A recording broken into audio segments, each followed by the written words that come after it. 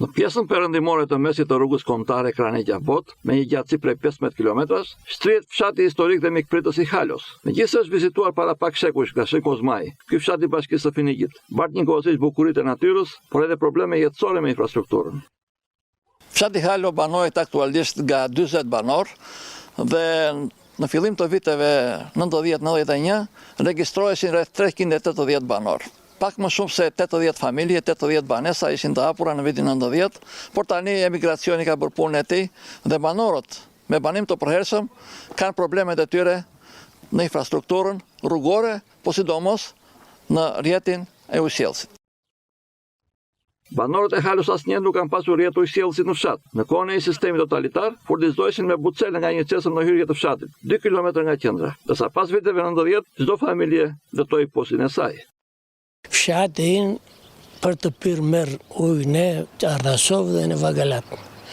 Dhe për nevojat e familjes kemi shpuar puse. Kur i keni bërë to puse, në qa viti? Nga në 95 në vazhdim. Çdo familje ka pusin e saj?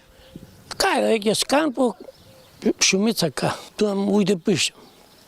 Të në caktojnë dhe ne këte nga Merkua, të marrim dhe ne. Sa të marrim? Sa për të pirë të pak. Të bëhet linja, s'kemi kundërshtim ne, na duhet ujë. Jo vetëm që furnizohen me ujë të pishëm nga burime 3-4 kilometra larg, por turistët shpesh ngatrohen me hartat elektronike, të cilat nuk përkojnë me realitetin.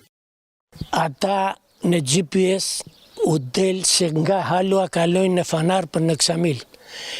Po kjo rrugë nuk kalon as traktori, jo. Eshte prysh dhe ne i kthejmë nga qendra fshati, i kthejmë dhe kalojnë nga Kurica.